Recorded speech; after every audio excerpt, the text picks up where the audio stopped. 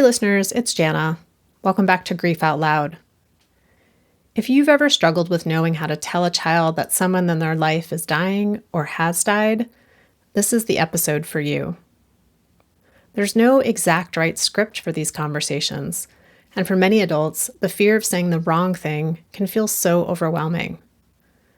We want to protect kids from pain or somehow preserve their innocence or soften the reality of what's happened.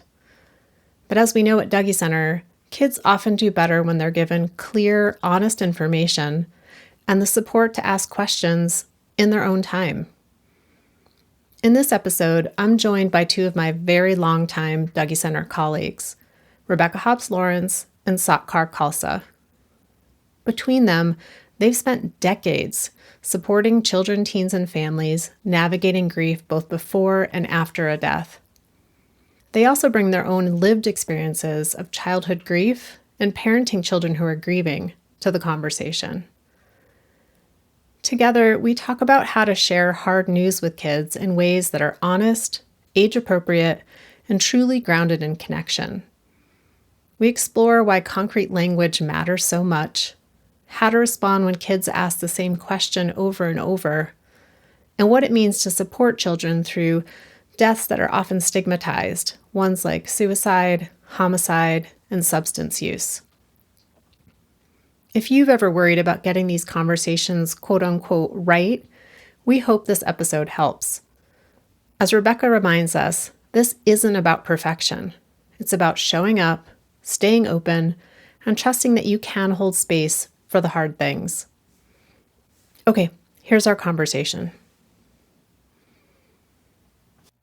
Rebecca Hobbs-Lawrence, Sat Kaur Khalsa, thank you for being on Grief Out Loud again. You all are very generous every time I come to your office door and say, hey, I would like to do an episode about, want to come be a guest. So welcome back to both of you. Thanks, Jana. Thanks.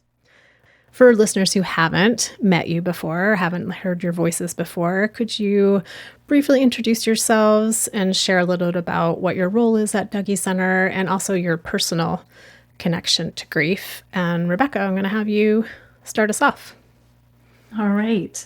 I am the Pathways Program and Grief Services Coordinator at Dougy Center. So I oversee our program for families living with an advanced serious illness. And I also coordinate groups for kids 6 to 12 who have had either a sibling that has died or a parent. And I have two specific groups that are after a person dies from a chronic illness like cancer, and also after a suicide death. In my own personal experience with grief, I was thinking about this, and I think I was born into grieving family. So I think it's always been part of my personal landscape. My grandfather died by suicide, and my uncle died in the Vietnam War before I was born, and also when I was just really young. So I think there was just always grief in my family that I was aware of. And then at 11 years old, my dad died from heart cancer. So that then was the big, for me personally, impact. But I had always had some type of relationship with grief. So for your whole life, the walls were painted in sort of a grief tone, but then when your dad died, it really animated all the furnishings in your house. Exactly. Yeah. Thanks, Rebecca. How about you, Sat Kaur? I am the Family Services Coordinator here at Dougy Center. That means that I am interfacing with families when they first turn in their paperwork and have gone to an orientation and are interested in getting into a group. So I help them figure out what group could work for them and either get them placed onto the wait list or into a group. I also run right now 5 groups, a group for littles who are 3 to 5, a group for 4 to 8-year-olds, a group for 6 to 12-year-olds. Those 3 groups are all general. I also run a general group for middle schoolers who are 11 to 14, and then I run a teen group that is specific for sibling death. And in terms of my own history and story with grief, It did not, I don't think, start as early as Rebecca in terms of being born into a family with grief, although both of my parents certainly experienced grief events, but the biggest and most impactful situation for me was when I was 3 and my brother, who was 11, drowned. In some ways similar to Rebecca's family, that really impacts every aspect of your childhood and how your family dynamic is moving forward. I don't think I quite appreciated, Sat Kaur, the range of ages that you work with at Dougy Center from the littlest ones all the way up to the teens and then interacting with all of their parents and caregivers. So you are one of the perfect people to have on to talk about how do we talk with kids and teens and adults about death and illness and loss. The more obvious question, which now I kind of want to ask this question too, would be how do each of you remember being told that your people had died? You, Rebecca, at 11, and you, Sat Kaur, at 3, of what you remember as you maybe better understood it as you got older. But before we talk about that, I wanted to ask what you each recall around having to share the news of a death or an illness with each of your own children. The first time I had to tell my daughters that someone close to us had died was their grandmother. Actually, it was my grandmother, their great grandmother, but they were very close. She adored them. And she had a lot of different health challenges. So along the way, I was already, I think, kind of preparing them that her health was declining and when things started getting more challenging. And although she did not die of her illness, she had an aneurysm, so it was sudden. I don't think the news took them totally off guard. And actually, in that moment, she hadn't died. I had to tell them that she was in the hospital, she was going to die, and that I had to leave quickly. And it was actually my husband who then gave them the information that she had indeed died later that night when I was with her. That was hard. I think the hardest one I ever gave my kiddos, and they were 11 and 12 when it was my grandmother's death, but when they were 18 and 19, so they were older. But I had to give them the news that their one of their very, very best friends died by suicide. And that was completely unexpected. We did not know he was dealing with depression. That was a very different conversation with them. For all 3 of us, it was just a literally heartfelt laying on the floor together, I think, in just a huggy pile, crying and sharing the news with them. Rebecca, do you remember the words that you used to share that news with them? Yeah, I mean, thank goodness I had been giving this information to so many adults for so many years, right? Because it comes back to like, oh my gosh, how do I tell my own kids? And it really was just telling them that a friend called and told me that Brennan had died by suicide. And it was just that, letting that just sink in. We literally, just with those words, cried for probably 15, 20 minutes together before we could articulate any other thoughts or questions that they wanted to ask. So you really followed your own advice of keeping it short and clear and concrete and honest. Right? Even for 18 and 19. I mean, there was no other way to soften that blow for them. I knew that it would hurt so bad. And I think that it was like ripping off the Band-Aid, right? You just do it. How about you, Sat Kaur? What do you recall about having to share with your child? The first person who we were close to that died when my daughter was already born was my dad. By that time, she was 16. And we had other people or animals die in our life, but who were, either pets, right? Or people who were a little more distantly connected to us. When my dad died, he was old. He was 91. He had several ongoing health conditions and concerns. So we knew that time was not on his side, for sure. But then he got COVID. And it was during a time when we were still pretty secluded. So we knew that he was ill. We knew he was going to the hospital. And because of his age and other conditions, it was pretty clear that he was going to die. So we were lucky in that our family it was far enough along into the pandemic that we were able to have a Zoom call with him and all of my siblings and nieces and nephews and my daughter. You know, we had a chance to talk with him and be able to say goodbye. And then it was clear to us that he would probably die later that day. We knew they were increasing his pain medication, and my daughter understood to some degree what that meant. Later that day, I was on a family call with my siblings, and during that phone call, the hospital called my brother to let him know. So as soon as he said the hospital's calling, all of us knew what that phone call was meaning. So when we hung up with him so he could take that call, I told my daughter at that time, and like Rebecca, just very directly, Grandpa died. The hospital just called and said that he died.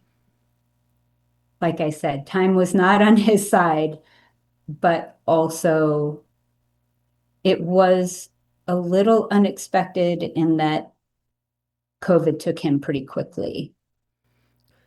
Well, and I know we've heard from so many families too that even if someone is living with an illness, or we do anticipate that an illness is going to end their lives, still having to say the words with the finality comes with a lot of import that is hard. It's just hard to say those words, even if we've been anticipating them.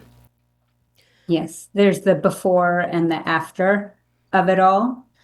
And I think, like Rebecca was talking about her grandmother being really close to her daughters, my daughter and my dad were very, very close. He was one of her best friends. So even though it's kind of expected, it still is just awful. Is there a way in which how each of you were told, Rebecca, thinking about you and your dad, and Sat Kaur, you and your brother, the way your family did or didn't talk about it, that shaped how you've decided to talk with your kids about grief and loss? Yes. My mother never shared with me that my father was as ill as he was, or that he was going to die. I'm very intuitive, and I listened a lot as a child. I think I had big ears, and there was a lot of things I picked up. I do remember the night before he died, my grandmother sleeping next to my brother and I in our family room. And I actually was like asking for my dad to die, because I just intuitively, I knew that that's what was happening, although no one had ever said anything to me. Later, the next day, my grandmother was brushing my hair so we could go to the hospital. And I just asked her, I said, "Is he going to die?" And she said, "Yes." And that was the first time I had actually had an exchange with an adult about that. And I think from that, I carried a lot on my heart moving forward, because I didn't feel like I could share with my mom. I mean, my mom was very loving, but we didn't have those conversations. And she seemed very fragile to me. Hoping he would die, I held on to myself. Like, a lot of kids think that, was it my fault then if I had wished for something different? Those are conversations I could never have, and it felt like a burden. And so I never wanted my kids to have that. So when my grandmother was ill, the same one that sat next to me when my dad was dying, I wanted to tell my kids everything. I like they knew when her health changed, they knew when she was getting worse. When she had the aneurysm, I told them right away, this is what she had. This is what it means, so that they would never have to guess or hold that by themselves. And even after Brennan's death, which was a suicide, there was a lot of like, like best friends, why didn't we know? Why couldn't we have reached out and helped him? Why didn't he lean on us? And I wanted those conversations also to be very open as much as possible, or as much as they allowed, and they would want to do that. They never had to. They knew they never had to do that by themselves. And so that was kind of my lesson as a child, and I hope a gift that I gave them, and at least one of the better gifts I gave them. I'm appreciating too that it's less about having the right answers for your kids and more about creating the space for them to wrestle with their own questions and to not have to do that in the isolation of their own hearts and minds, and to make sure they had an open door with you to talk about those. Yes, I think, we can have words on a sheet that we can share, and hopefully those things help. But ideally, I do think it is just that connection with your children and allowing them to also have their own experience of it. We can't form that experience for them. We can just be a part of it. How about you, Sat Kaur? I know you were so young when your brother died. Yes, I don't remember anything about the day or the weeks following. What I remember is growing up in a house where there were no photographs of my brother up, and there was really no discussion about him or his life or his death. I think as I got older, spending time with friends and their families and seeing how their families operated as a unit, realizing that maybe my family was a little different. It's sort of hard to put like an exact finger on it, but I think there is a closeness maybe that is missing. And it's not that, I mean, I love my siblings and I know they love me, but I think that, even now, 56 years after my brother's death, we still don't have conversations about him, even with both my parents now being dead. I think if you don't have practice having those conversations, it's hard to know where to start. Sometimes I actually get little bits of information about how my siblings may have grieved him through conversations with other people. So that's kind of interesting to me. But yeah, there was definitely an unspoken rule that we don't bring up Tamar, we don't talk about his death.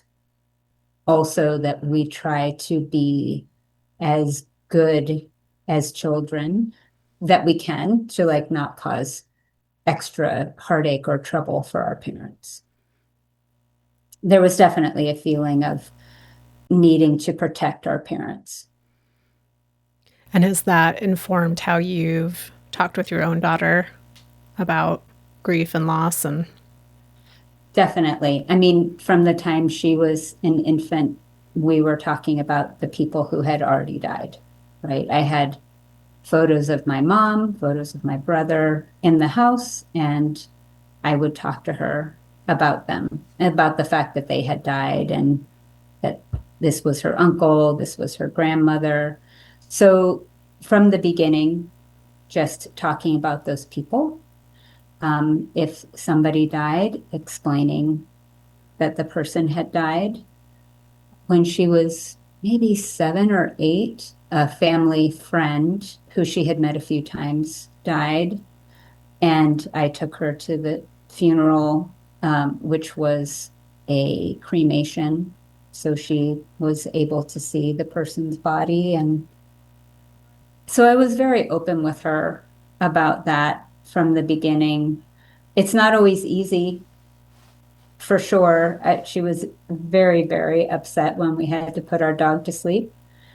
So, I'm certainly not an expert at doing it, at having those conversations, but I know that it's important to sit in the discomfort and to just try to move through it as best I can. And I think if you feel like you said something wrong or didn't give enough information, you can always go back and ask, do you want more information? Do you have a question about this? I think I said something wrong, or I didn't give you enough information. I'm sorry. This is what I think I should have said. It's not a one and done conversation, that we come back to it over time, sometimes over and over and over again. The other thing I was thinking of, Sat Kaur, when you were talking about your experience and my experience too, was that it's not necessarily about having the perfect conversation, but it's about, I think what we both have tried to do is normalize grief in our families in a way that creates an open atmosphere around it. I was born into grief, but we pushed it away, we hid it, we denied it, we did all these other things with grief, right? And I think what I'm hearing from your story as well as mine is that we tried to normalize it in a way that it was is I mean, it's always a bit awkward, but that we were at least willing, yeah, to sit in the room with it and talk about it with our kids instead of denying it. Exactly. Because it is a normal part of life. Anything that is alive is going to die. There are certainly scary aspects of that, but in some ways it's just such a common thing that it doesn't have to be all scary. Well, in listening to each of you, share more about your personal experiences, I'm really struck by how I couldn't imagine either of you ending up working anywhere but Dougy Center. It seems almost fated that you would end up working here, doing the work that you do. Destined.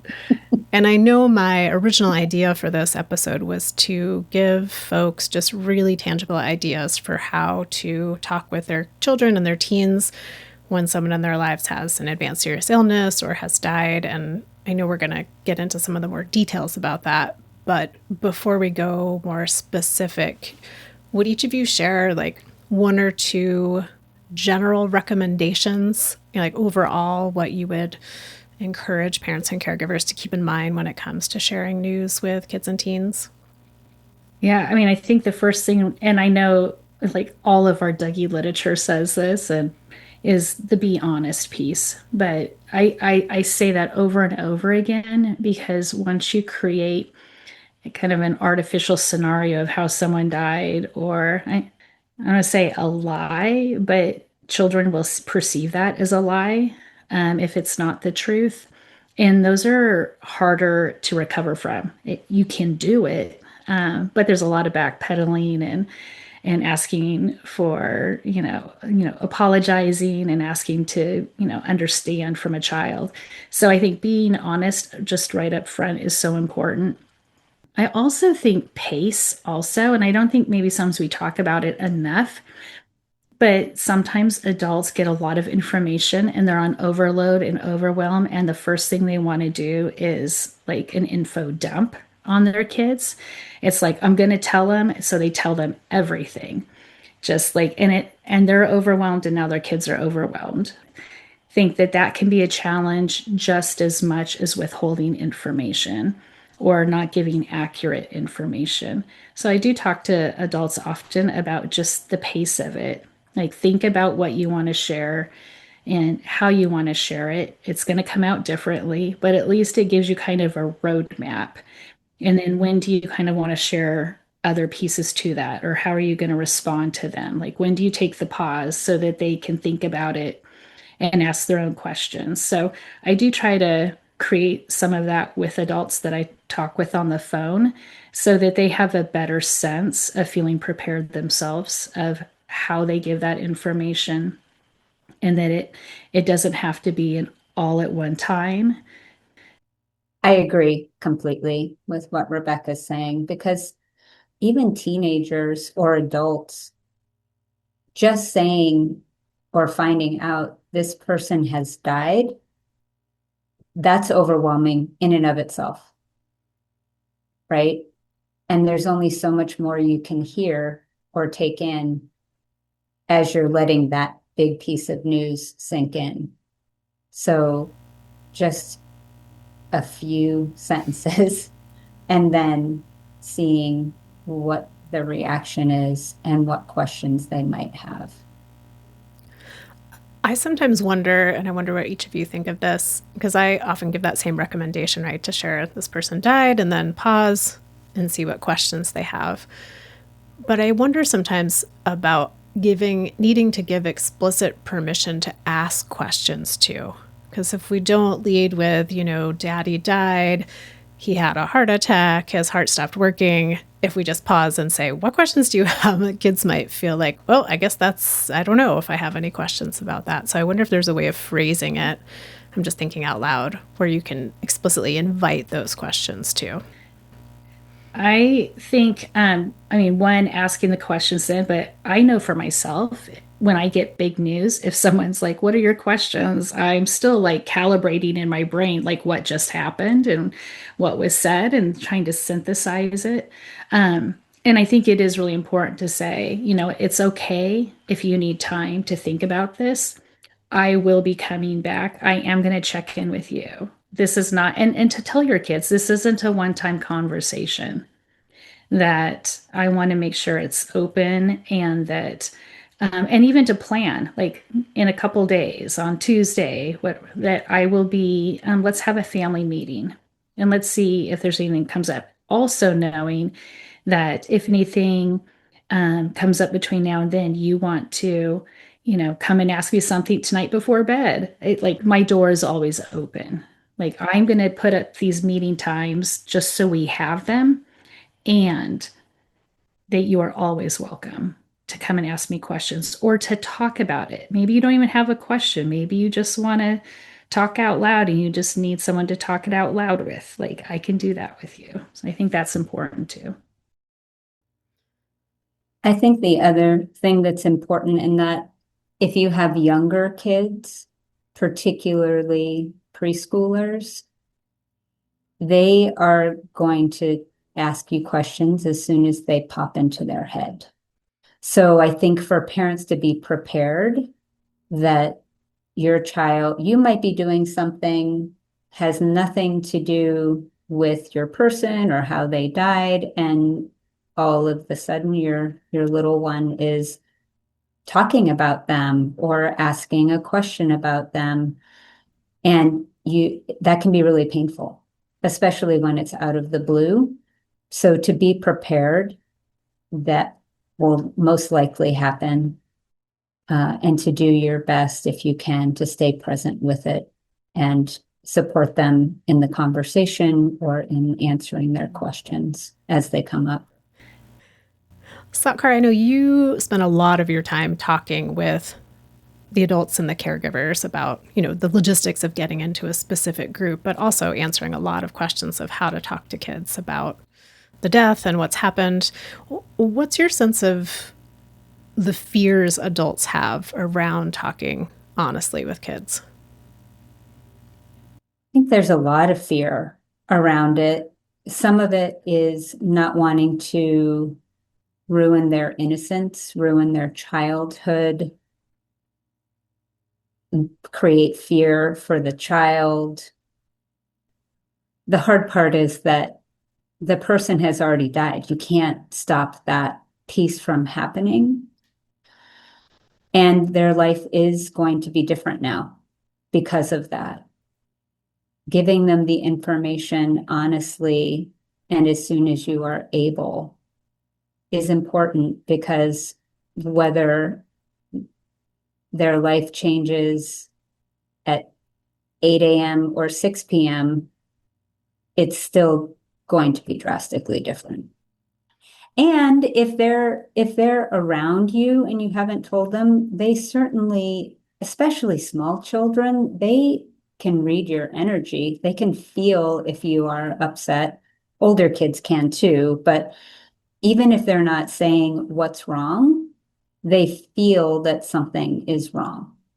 So instead of having them try to navigate that or guess at what that is, giving them the information at least allows them to know why you're upset or why things feel strange. Rebecca, I'm curious what you've learned in your work as the Pathways Program Coordinator about talking with children that someone in their family has been diagnosed with an advanced serious illness or that illness is progressing in some way. And I'm curious what you think about out there in the world. There's a little bit of this advice sometimes of like, we're not going to tell the kids until the person starts showing symptoms or, until things are really going to change their day-to-day life. So, yeah, what's your take on all that? I think it varies, and I think it's giving information in a timely way, but also that's age appropriate. My hope is that when it is an advanced serious illness, that they have already know the words cancer or ALS or whatever their person has, that they have been part of those conversations, and they know what treatments do to their person. What are the effects of chemotherapy and radiation? And so even when they're believing up until it's incurable, that the treatments are for a cure, my hope is that they have at least some language around it. They have reference points. And then when the disease transitions from like we're doing these treatments for a cure to now the treatments are no longer for a cure, but they're to increase time or life, not just life expectancy as days, but the quality of life in that way, like less pain.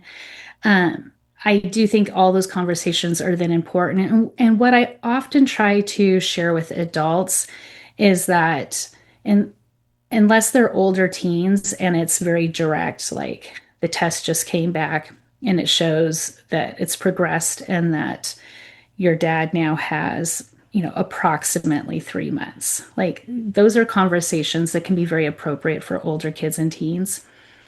But I think it's hard to give that information to younger kids and even like middle school age kids.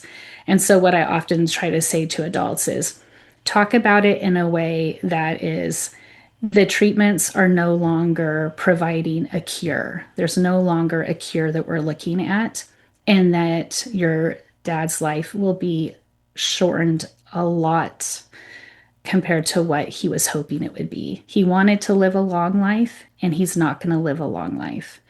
And it is going to be significantly shortened.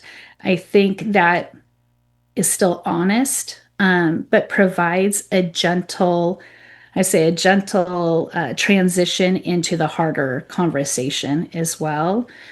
And I think it gives kids what I've seen when kids have that information. One, adults can share it easier. So you get it to have the conversation.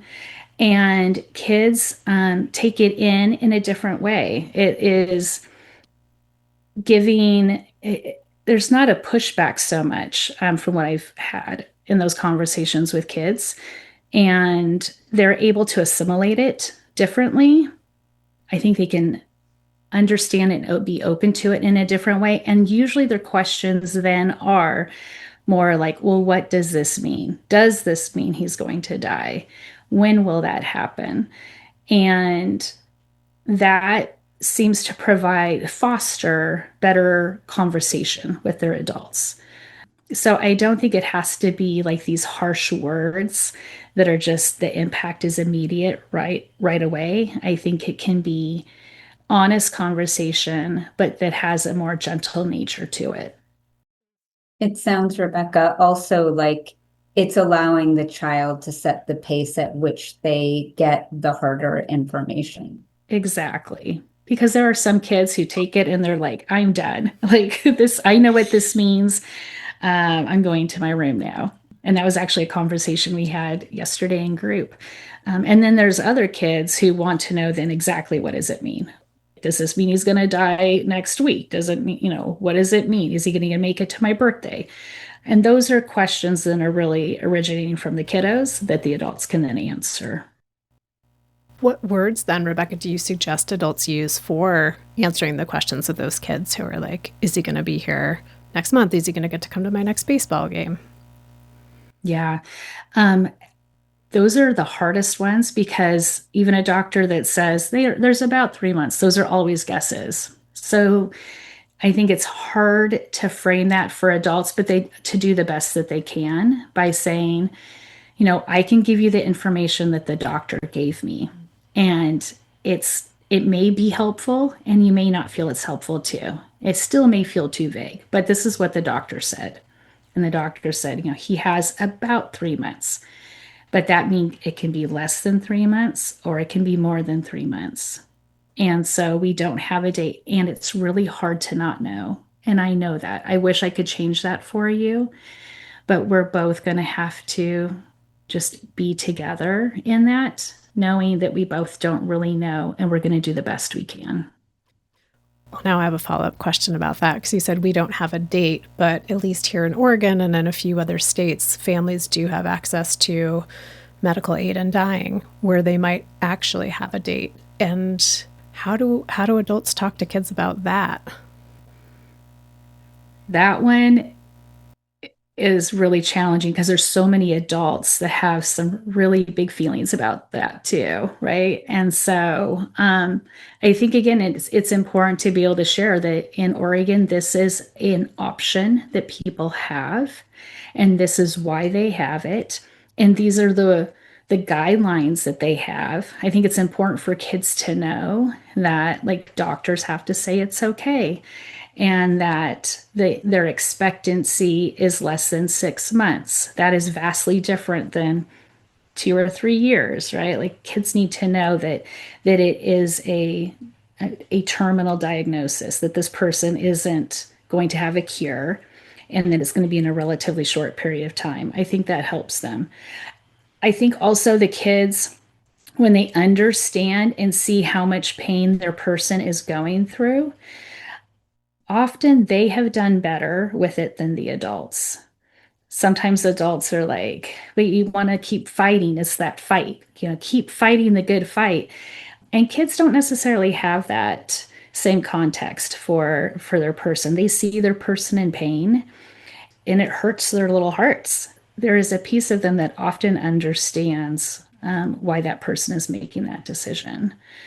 The families that I have known that have done it have been very open with their kids. They have actually had like a pre-party where they could all be together and share stories with their person there and have these remembrances. And I think that fostered open communication around it has been actually very supportive to the kids. There are also some really good resources out there for adults when they are challenged by the words to use about explaining medical aid in dying to kids and teens. And if you have an adult who's like asking, should my kid be there or not? How do you coach them around that? I think it's important to let them know. And usually the people that help support with this will give this information as well. But this is often not a quick process. So to me, it wouldn't make sense to have a child in the room with them for hours and hours and hours that it often takes. It can be very anxiety provoking for kiddos. I do think if a kid wants to be in the same like home or apartment, home setting, that they can be in a different room and they can come in if they want to touch base, say hello, what's happening, but also have a space to leave to so that they're not there the whole time. I think it's also important to have another adult that can be of a support person to that child. So if they even need to leave that space altogether, that they can do it. But I certainly would not make plans for a child to be at a friend's house without talking to that child and finding out if that is indeed what they want to do. But if they want to be around, I would find ways to make that happen as well. Yeah, it seems like we always go back to the same thing. Be honest, give information, provide choices, let kids have informed consent about what they want to do or not do. Sat Kaur, I know you work a lot with our youngest kids, those 3 to 5, 48-year-olds who, oftentimes are pretty concrete in their thinking. So is there anything specific that stands out when you've got a parent on the phone, they're like, I need to tell my child that their parent died. What are some of the things that you think about that when we say be clear and honest in language kids can understand? Like, what does that actually mean? Part of it means giving them a definition. So when you say this person died, that means their body stopped working and the doctors couldn't fix it and they can't come back. So it's short, simple sentences, concrete words, and explaining exactly what that means. And I know in some people's homes, maybe instead of saying that someone died, they say they transitioned or they passed. And I think that's also fine to use those words as long as, again, you're explaining to the child exactly what that means. So keeping it very concrete. Concrete, simple, and then seeing if they have other questions. I think also it can be helpful to let them know how the person died. So, and again, being specific. So instead of just saying they were sick and they died, you want to say they had a heart attack or they had something called cancer. They died from diabetes or they had brain health issues. They had something called depression and they killed themselves because, well, and again, this is not necessarily all at once, right? That's a lot of information to take in. So as we have talked about before, Jana, that a lot of times when I'm having these conversations with parents, I am getting a lot of information from them about how they are feeling in that moment, what their child already knows or doesn't know, and giving them more tailored ideas of what they can say based on their specific family situation. So sometimes giving very general, broad information for folks can be hard. But I think, again, just being specific and concrete is really helpful. And then you can decide as a family or as the caregiver how much more or less you want to say. And I think, as Rebecca has spoken about too, is having a chance to think about it, be prepared yourself for what's going to come up for you, and knowing that it's not going to go exactly as you thought in your head, probably, and how your child might react might be different than what you thought how they would respond. But with the little ones, concrete is so important and short and simple, and then see if they have questions and wait for the questions to come. The other piece around that is, especially the youngest kids, well, I will say, I think adults spend a lot of time being like, wait, what happened? Wait, what happened? Could this have happened? Can this really be true? And in behavioral terms with younger kids, that looks like literally asking that question over and over, like, okay, but where's daddy now? So do you have any suggestions or advice for adults who they do it? They're like, I did it. I said the word Sat Kaur said. I told my kiddo, and now he keeps asking. That's very developmentally appropriate. They're really trying they're trying to take it in. They can only take in so much information at a time, and they're processing it. It's also contextual. Well, you said he's dead and he can't come back, but forever is a very long time. And when you're 3, That doesn't make any sense at all. That you don't have any idea of what that means. Forever could be 3 days, or it could be the rest of your life. There's no difference to a small child. So it's not a matter of them not having heard you or even them not understanding you. It's a matter of them being able to put it into context over time and taking in the bits of information. They may not even hear everything you're saying because of the overwhelm or just lack of understanding of what something means. And so giving them the space to ask the questions again and again, even if it feels repetitive to you and maybe a little frustrating, like, why aren't they understanding this? Or why do I have to keep explaining this? It's so painful, is to do your best to take a deep breath and remember that it is just going to take time for them to really understand it. Rebecca, I was thinking with your multi-decades of experience working with kids, and you've, supported a lot of kids who'd had someone die of an illness. You've also supported kids who had someone die really suddenly, like in an accident. Are there things that stand out to you as similar or different in terms of the questions kids have about how their person died when it's a sudden thing or an illness?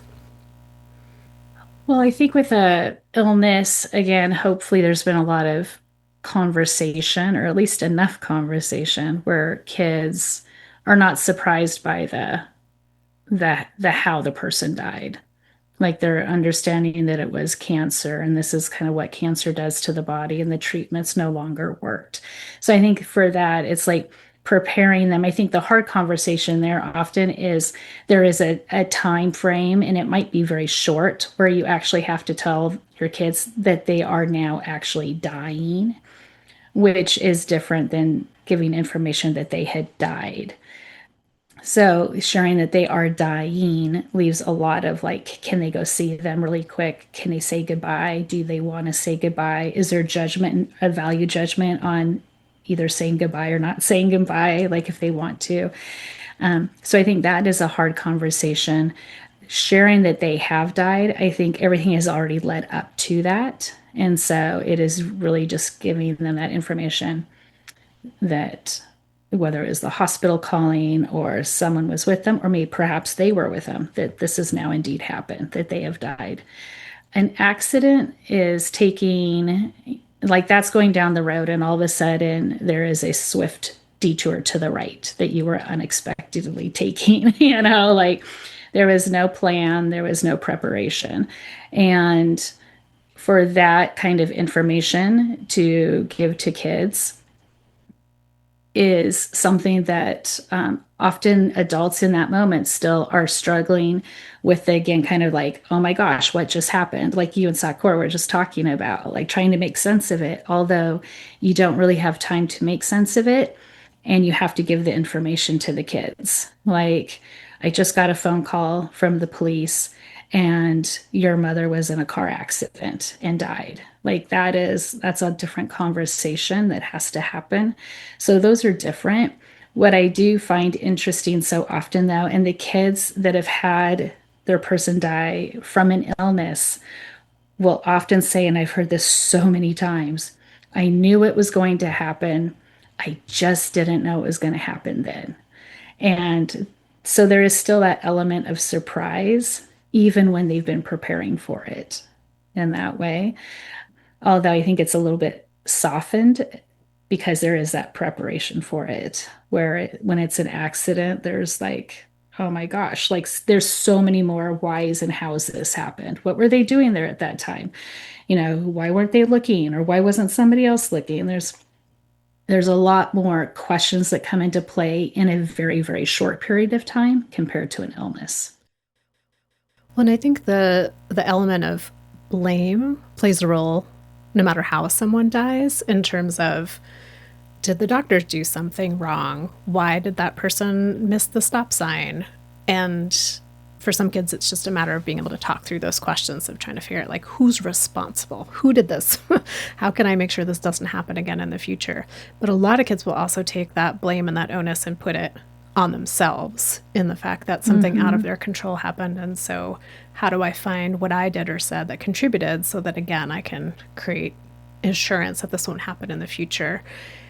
Do either of you have suggestions for how parents and caregivers can respond to kids when they are saying things like, well, it's my fault because I asked mom to go to the store and buy me popcorn, and if I hadn't done that, she wouldn't have been in the car, she wouldn't have died in that accident, or it's my fault because I stressed dad out by not doing my homework and that's why he had a heart attack? I think it's important to actually hear your children say those words, because I think it's important for children to be able to say those words and have them heard. Even if your first response is to be like, no, no, no, no, no, like immediately, right? Like let them say the words, let them get them out, and even ask them, like, why are you feeling that way? Like, what's coming up for you? Where that is your sense that you felt like you had control over that. Like get a little bit more context for them. I do think often, like you said, it's because we want to control that it won't happen again. Like we want to keep ourselves safe and from experiencing that kind of pain again. So I think it's important to say those words. And then for adults to be able to acknowledge it and be like understanding and like, you know what? Mine's a little bit different, but I have felt that way too. I would love to be able to control that this will never happen again and not have to hurt this bad again. And then I think that's where it's really important, where we start talking about developing not just support strategies for the grief in the moment, but also being able to utilize tools and language so that they have support ongoing, because we do know that death is going to happen again. Grief in all its different forms, it's going to happen again. And that we don't have control over so much of our life. And so what are the things you want to actually share with your kids then that are going to help them build those kinds of coping strategies, that to be able to sit in unknown, to know that there's things we can control, but there's a lot we can't control. And how can you do that? Like, how do you know the difference and tease that apart? And also just like, where does faith, not in a religious sense, but just the sense of faith of looking more positive and forward, that, you know, we know bad things happen, hard things happen, and we're going to look for the things that that we not only can control, but that we can understand and enjoy together. What are those moments that are going to be positive in families? That was kind of a roundabout answer. Well, I'm just sitting with, here I am at 52, like, oh, I still have some work to do around how do I sit with the uncertainty and the inevitability of things happening outside of my control. So yeah, it's a lifelong lesson. I'll just say that too. And right, we're all still working on it. Yes. And Jana, that kind of your answer, Rebecca, takes me back a little bit to your question about what fears come up for parents or caregivers. I think one of the fears is that they want to be able to fix it. They don't want their child to feel this pain. They want it. They want to get it over with. They want to be able to fix it. And the short answer is they can't fix it. The long answer is that they can work on doing those things that Rebecca was just talking about, because those are the things that help build some kind of resiliency, so that the thing that can't be fixed at least can be carried and build skills for future difficulties. Sat Kaur, I saved one of the hardest questions for you, which is, you know, a lot of families really struggle with talking about the deaths that can come with more stigma. So I'm thinking specifically around homicide, suicide, substance use. Can you share some ways that you've helped adults find the language to explain those deaths to kids? When it comes to a death around or related to suicide or substance use, I think a really important thing to focus on can be talking about brain health, mental health, as something that we all have, and that is changeable over our lifetime, that we all can go through periods where our brain is working better or having more difficulty, and that is not something to be ashamed of, that it's not any different than having a problem with your heart or cancer or some other kind of physical illness, right? Our brains are a part of our physical body, and they have chemistry like other parts of our body do. And so talking about that aspect, I think, is really important. And also helping your kids understand that not everybody is going to view it that way, but that in your family and the people who are closest to you, hopefully, it is viewed as a mental health issue, a brain health issue. There's that part of it that can help, hopefully, at least within your own little ecosystem, take the stigma out of it and give them language so that when they are out in the world and facing that stigma from other people, they have words that they can use to help themselves not take in that stigma and maybe inadvertently educate somebody else. And I think that stigma also is part of what can lead parents to not want to give their kids accurate information about what happened, right? They're worried about stigma. They're worried about their own child's mental health. Is this going to create a bigger problem for my child down the road? And we know that any kind of death can create mental health problems for children as they grow, right?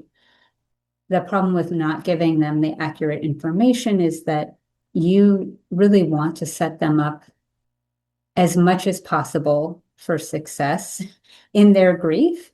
And you want them to hear this information from a caring, kind adult who is giving it to them in the most helpful way possible. And other people do have information probably about how your person died. So you don't want your child to get that information from someone who might give it to them in a way that is unkind.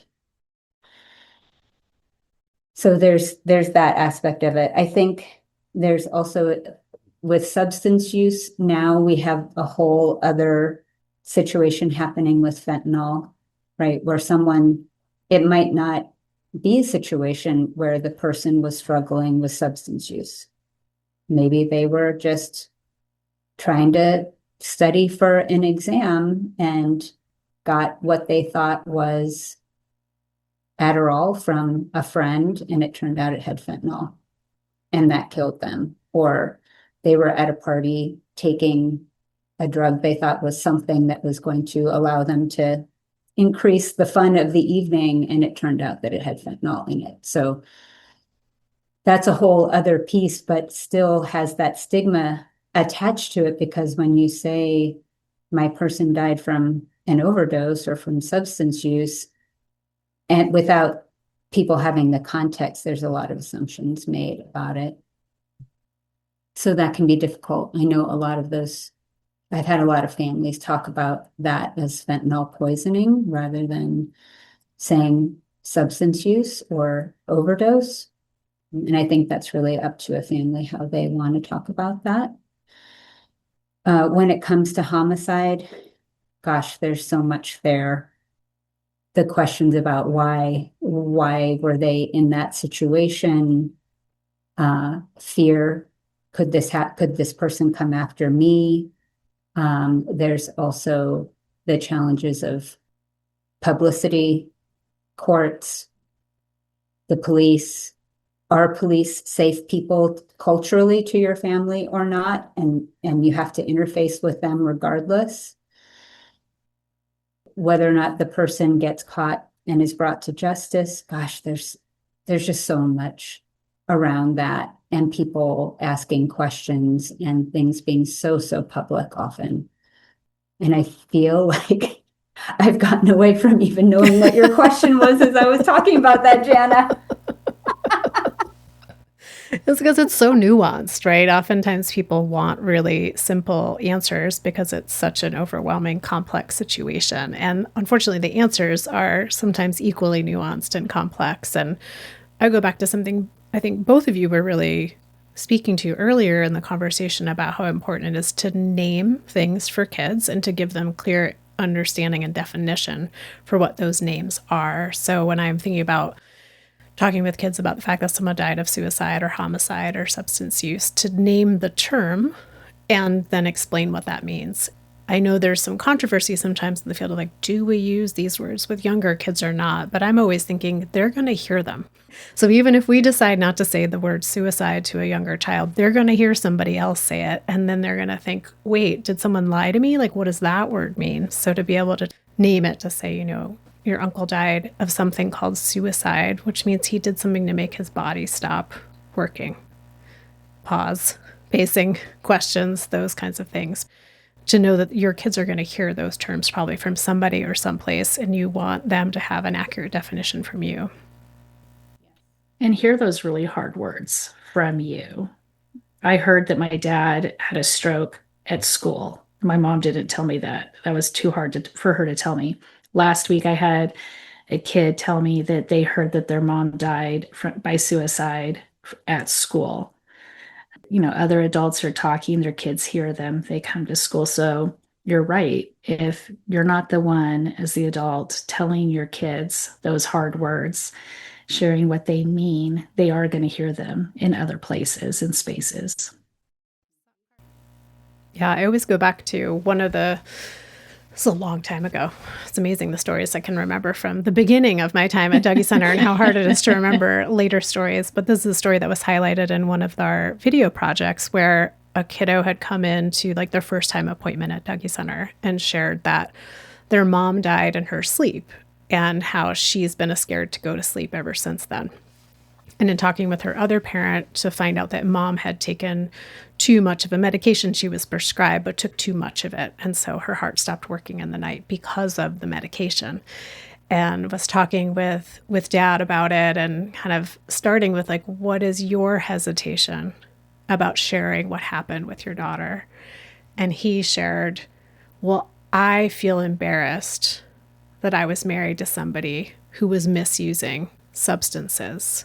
And I don't want her to be embarrassed. And so we had to talk through like, that's your story right now, but that doesn't have to be hers. You're not giving her a chance to have her own story. And also she's terrified to go to sleep. Mm-hmm. So I think it would be helpful to give her some more information.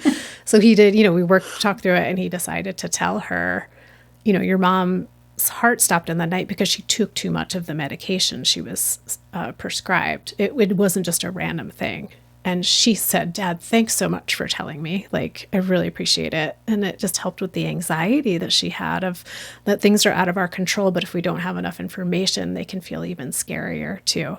Mm-hmm. So I think for a lot of times for adults, especially when it's these more stigmatized types of deaths, to really confront, like, what is my own fear around this? Or what am I concerned that people are going to think about me or my person or my family? And am I putting that on my kids without giving them an opportunity to find out if they want more information?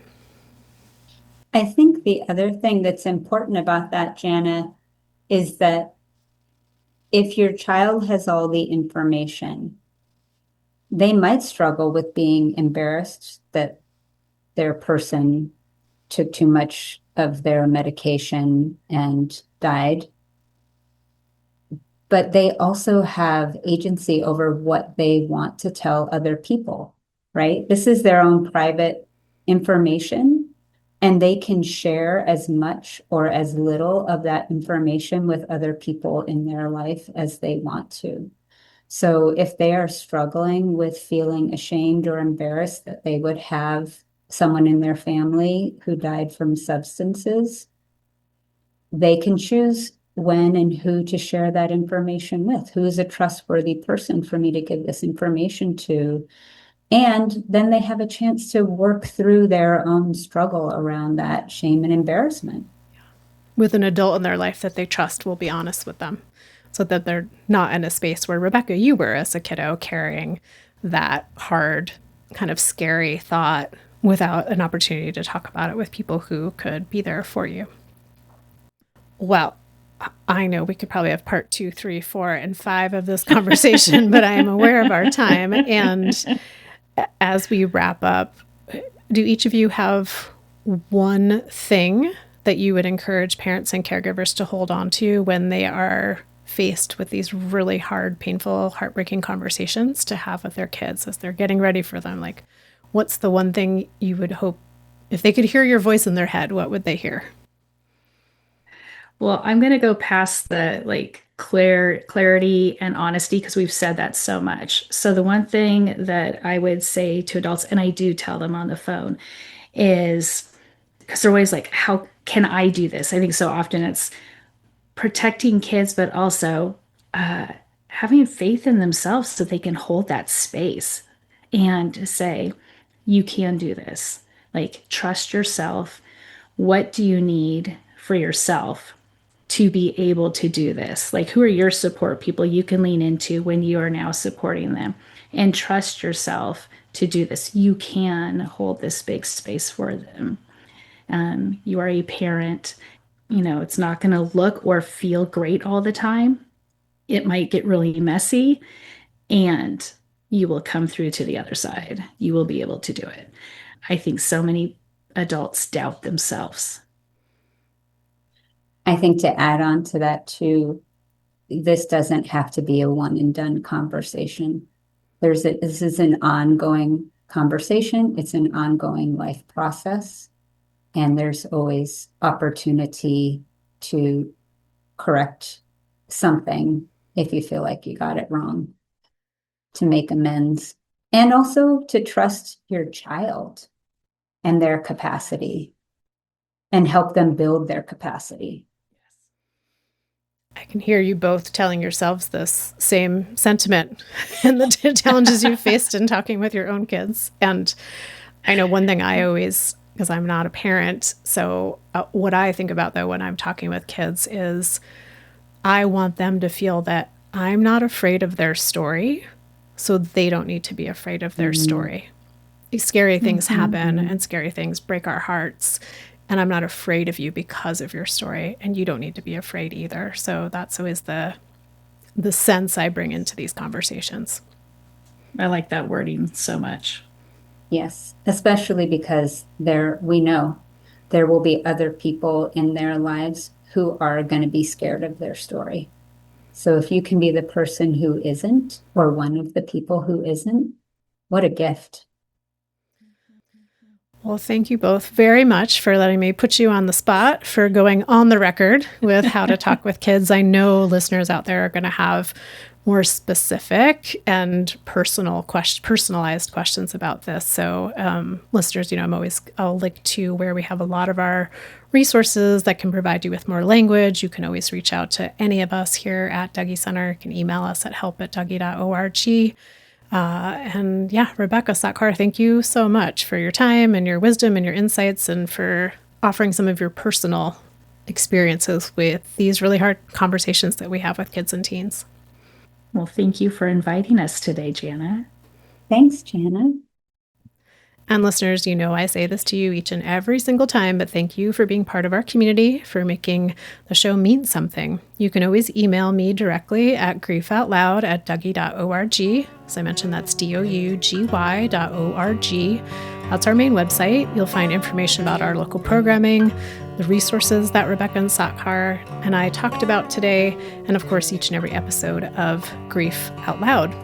Also at our website is all the information about our training opportunities, including our online learning system, where we have a variety of self-paced classes that you can sign up for. Always excited to share that the podcast is sponsored in part by the Chester Stephan Endowment Fund. Grief Out Loud is a production of Dougy Center, the National Grief Center for Children and Families. Thanks so much for listening. Hope you'll join us again next time.